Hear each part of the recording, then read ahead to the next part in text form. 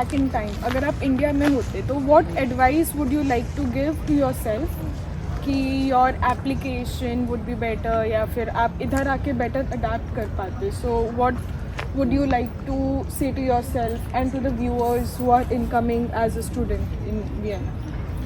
First of all मैं bachelors करके direct masters को आया, तो वो नहीं करना चाहिए कभी भी। बैचलर्स करके एटलीस्ट 1 ईयर और 2 इयर्स का एक्सपीरियंस लो, आपको उस फील्ड में मास्टर्स करना है उसमें। अगर वो नहीं किया तो मास्टर्स आपको बहुत डिफ़िकल्ट जाएगा, बहुत नहीं बोल सकते पर डिफ़िकल्ट जाएगा, क्योंकि यहाँ पे आके लोग ज़्यादा करके प्रैक्टिकल है, ज़्यादा थ्योरेटिकल नहीं है। सो अगर आपको पहले से ही प्रैक्टिकल एक्सपीरियंस रहेगा और वर्क एक्सपीरियंस रहेगा तो आपको ये कोर्स इजी रहेगा, मतलब कौन सा भी मास्टर्स प्रोग्राम आपको इजी जाएगा। तो फर्स्ट ऑफ ऑल मैं अगर पीछे जाता टाइम में तो मैं पहले वर्क एक्सपीरियंस कर लेता हूँ एटलीस्ट फॉर 1 ईयर और 2 इयर्स, और उसके बाद मैं मास्टर्स को अप्लाई करूँगा। और वर्क एक्सपीरियंस रहा तो आने के चांसेस लाइक आइदर स्कॉलरशिप बोल सकते हो आप, वरना आपको एंट्रेंस एग्ज़ाम बोल सकते हो, या फिर एक्सेप्टेंस लेटर के चांसेस ज़्यादा होंगे, because you will be having work experience, plus आपका डिग्री भी होगा अच्छे मार्क्स से, प्लस लेटर ऑफ रिकमेंडेशंस होंगे, और आप SOP में भी आपके इन्वॉल्व कर सकते हो कि आपने यहाँ पे काम किया है। सो मैं पहले वो करूँगा। और सेकेंड कि स्टार्टिंग से ही यहाँ पे आके लैंग्वेज सीखने के बदले स्टार्टिंग से ही, अगर मैंने पहले इंडिया से A1 A2 किया ही है मैंने, बट और अगर मैं B1 करता और नहीं तो और थोरो में प्रैक्टिस करता जर्मन की, तो it would have been better for me. मैं जैसे इंडिया से इटालियन सीख के आई थी बिकॉज मैं इटली में जा रही थी, तो वैसे ही आप जर्मन सीख के आए, तो यहाँ पे हम जैसा सीखते हैं यहाँ पे ऑब्वियसली प्रैक्टिस हम ज़्यादा कर पाते हैं। So you did it well in advance, तो दैट इज़ वेरी नाइस कि यू डिड इट प्रीवियसली, पूरा प्लान था कि you have to study here. India में पढ़ाई करी आपने जर्मन, एंड यहाँ पे पढ़ाई करी, तो यहाँ पे when you speak do you see some difference? Mostly India में वो लोग सिखाते हैं, दे आर इंडियंस मोस्टली, तो उनका सिखाने का तरीका अलग है, टोटली डिफरेंट। वो लोग सिखाएंगे और कुछ मीनिंग नहीं समझा तो वो लोग हमको हमारी मदर टंग में और एल्स हिंदी में बोलेंगे, तो ये थोड़ा सा इजी होता है लर्न करना। बट इन ओवर ईयर वो सिखाएंगे, मीनिंग भी कभी कभी जर्मन में ही देंगे या फिर इंग्लिश में देंगे, तो उनका टीचिंग मेथड थोड़ा अलग है जर्मन सिखाने का। बट कभी कभी इसके एडवांटेजेस भी है, बिकॉज यहाँ पे देर दी दास दी रहता जर्मन में, और इंडिया में मेरी मदर टंग में आप टू मेल और फीमेल रहता, तो वो हम लोग पहले हिंदी में ट्रांसलेट करते हैं या फिर इंग्लिश में ट्रांसलेट करते हैं, तो उससे अच्छा यहाँ पे डायरेक्टली सीखो, तो उसका भी यही एडवांटेज है। मतलब you have to understand and process in German only, तो ही बात कर सकेंगे। और इंडिया में यूजुअली हम लोग इतना जर्मन नहीं बोलेंगे, तो यहाँ पे it's must for us German बोलना। और सुपरमार्केट में सारी चीज़ें, और बसेस में U-Bahn और S-Bahn में सारी जगह जर्मन में ही लिखा जाएगा, और अनाउंसमेंट भी जर्मन में ही होंगे।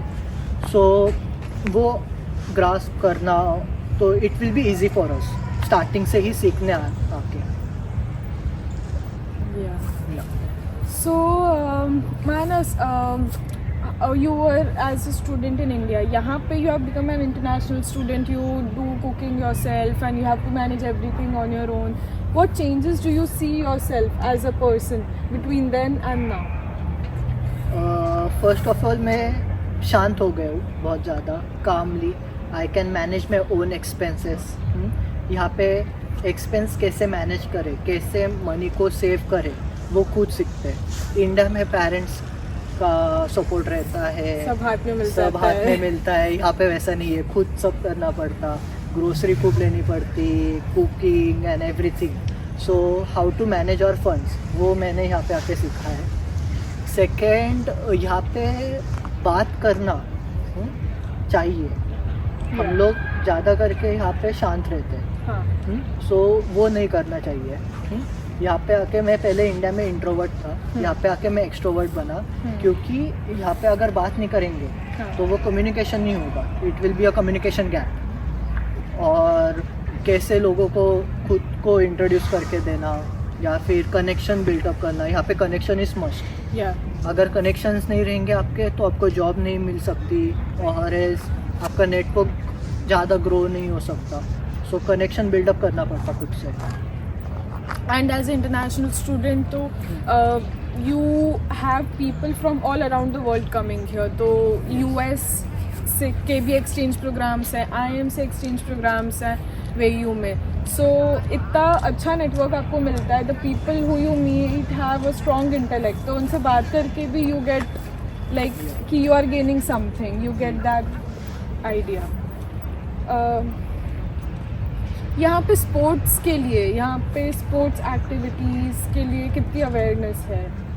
It's too much. यहाँ पे मैराथन्स होते हैं, यहाँ पे football league, as we are in Europe तो मोस्टली फुटबॉल लीग्स बहुत होते हैं।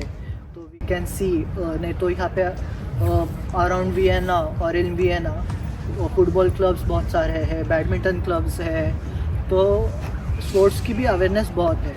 मोस्टली यहाँ पे एक USI स्पोर्ट्स करके है, तो आप USI स्पोर्ट्स में अप्लाई कर सकते हो। If you are a university students, आपको स्टूडेंट डिस्काउंट्स भी मिलते हैं बहुत सारे, तो आप उधर अप्लाई करो।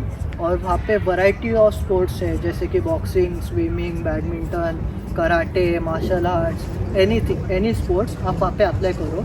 और it's very cheap for us as a international students, is very cheap. So और वो लोग पर सेमिस्टर की फ़ीस लेते हैं, नॉट फॉर पर मंथ और पर वीक। वो पर सेमिस्टर की फ़ीस होती है और यूनिवर्सिटी का टाइप रहता है, so it will be cheap for international students. So a great way to maintain your fitness. वैसे भी हम देखते हैं कि वियना में people are very fit, they go for runs and everything. So in the end, do you want to summarize or give some quick takeaway for the people watching us?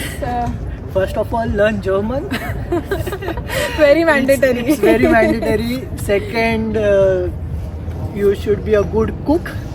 यहाँ पे आके तो हर एक इंटरनेशनल स्टूडेंट अच्छा cook बनता ही है। बनी जाता है। और third and final is to manage your expenses. Manage your expense, part time ढूंढो, पार्ट टाइम करो, कनेक्शन बिल्डअप करो, और motivate yourself and do good in life.